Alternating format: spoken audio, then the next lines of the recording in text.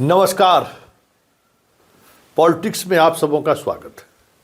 और आज हम पॉलिटिक्स में बात बिहार के उस पॉलिटिक्स की करने जा रहे हैं जिस पॉलिटिक्स के सहारे आरसीपी की जदयू में वापसी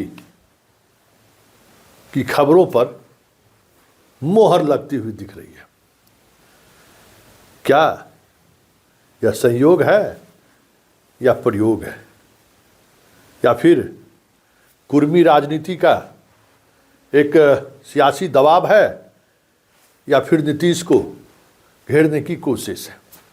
बड़ा सवाल है, क्योंकि विधानसभा चुनाव के बाद जिस बहुमत के साथ नीतीश सत्ता में काबिज है, उसके बाद आरसीपी की ज़रूरत आज की तारीख में नीतीश के लिए कोई महत्व नहीं रखता है। ऐसे में आरसीपी के आने की खबरें पिछले एक सप्ताह से 10 दिनों से काफ़ी तेज़ी से खबरें आ रही हैं कि आरसीपी की वापसी हो सकती है। और कल उसी पटेल छात्रावास में या पटेल भवन में, जहां चंद घंटे पहले नीतीश गए थे, उसी पटेल भवन में आरसीपी भी जाते हैं और पूरे कुर्मी समाज के सामने एक सवाल जो पहले से तैयार किया गया था, कुर्मी समाज के उन छात्र नेताओं के द्वारा जो आरसीपी को पार्टी में शामिल कराने को लेकर सियासी समीकरण बिठा रहे हैं। उनके जन्मदिन से लेके और कल पटेल छात्रावास पहुंचने तक चूड़ा दही का आयोजन तो बस एक बहाना था। बस कोशिश यही थी कि इसके सहारे ये मैसेज जनता के बीच जाए। नीतीश वहाँ गए थे, इसलिए उस कार्यक्रम की महत्ता बढ़ गई थी। और उस के बाद ये बयान आना संयोग तो नहीं है। कुर्मी की एक पूरी लॉबी आरसीपी को पार्टी में शामिल कराना चाहती है। ये चीज़ें अब दिखने लगी।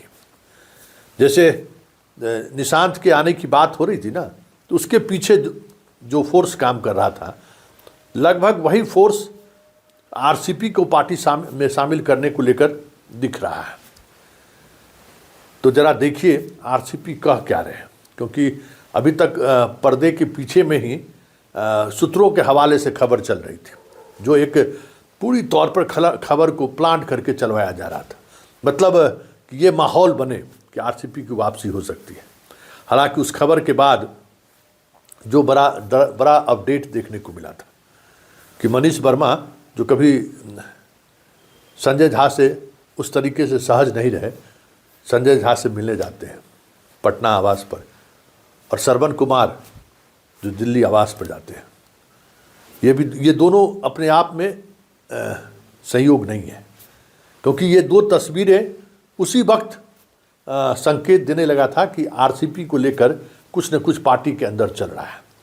पार्टी के अंदर चले या नहीं चले, कुर्मी लॉबी जो एक मुख्यमंत्री के आसपास जो सुबह से लेकर शाम तक अलग अलग तरीके से अपना माहौल बनाते रहता है, उसकी कोशिश तो ज़रूर शुरू हुई है आरसीपी को लाने के लिए। इन तस्वीरों के सहारे समझा गया।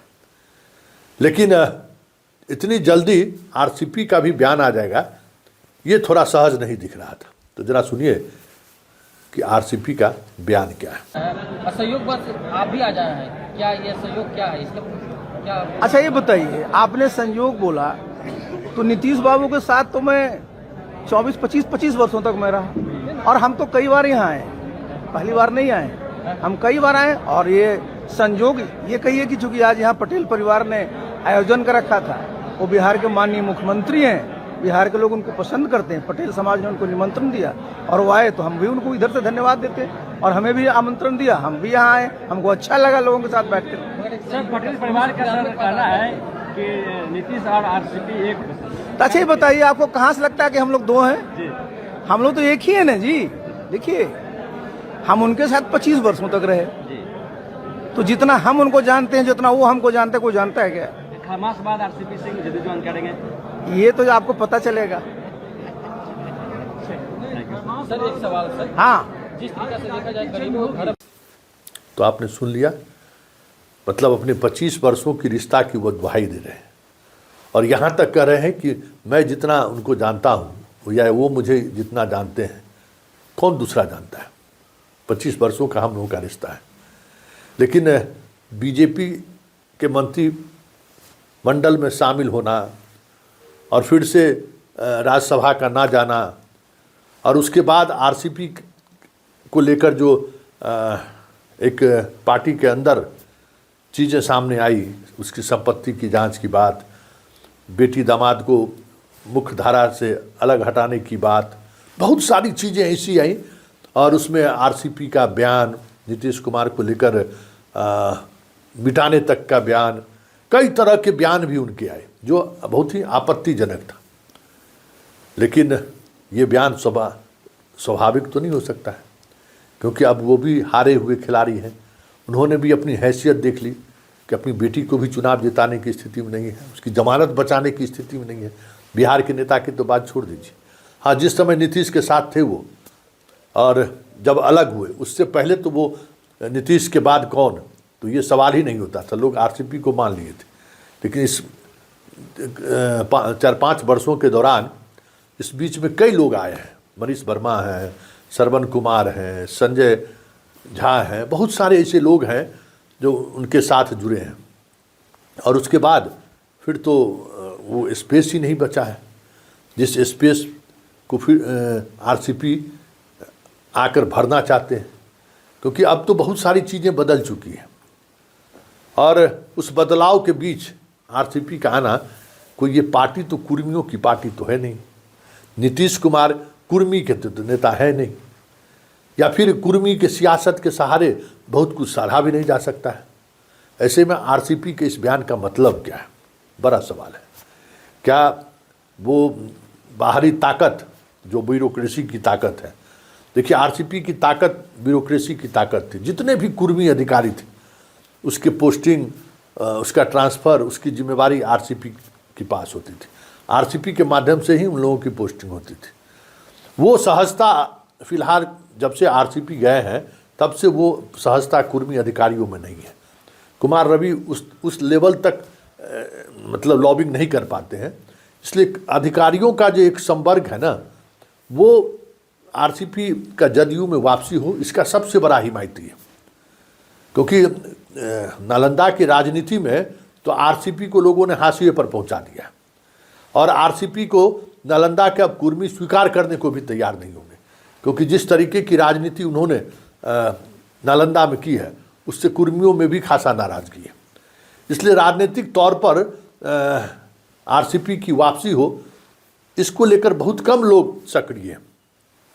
प्रशासनिक तौर पर जो अभी तक मलाई खाते रहे हैं कुर्मी के नाम पे, वो जरूर चाह रहे हैं कि आरसीपी की वापसी हो। ऐसे में नीतीश कुमार जो अक्सर कहते हैं कि मैंने अपने जीवन में सबसे बड़ा अगर भूल किया और तो वो आरसीपी पर, उन पर हमने भरोसा किया, हद से ज़्यादा भरोसा किया। लेकिन इस उम्र के पड़ाव में नीतीश कुमार अपने पुराने उस बयान या उस दर्द पर बने रहते हैं, ये देखने वाली बात होगी। क्योंकि हाल के दिनों में उन्होंने एक बार पूछ लिया था कि अरे आरसीपी कहाँ है, मतलब उस मना स्थिति में आप समझ जाइए कि जिस समय में उनकी चर्चा हुई होगी। तो एक प्रेशर ग्रुप है जो अधिकारियों का ग्रुप है, वो चाहता है कि आरसीपी आ जाए। अब देखना दिलचस्प होगा कि आरसीपी की वापसी होती कैसे है, या फिर वापसी होती भी है या नहीं है। क्योंकि जदयू के अंदर अब आरसीपी की अगर वापसी भी होती है तो वो हैसियत अब आरसीपी की नहीं हो पाएगी जिस हैसियत में आरसीपी पार्टी से बाहर निकली थी। लेकिन इससे इतर जो सबसे महत्वपूर्ण सवाल है कि पदाधिकारियों का एक जो लॉबिंग करने वाला जो वर्ग है वो इतना प्रभावी है कि आरसीपी की जदयू में वापसी करा दे, बड़ा सवाल है।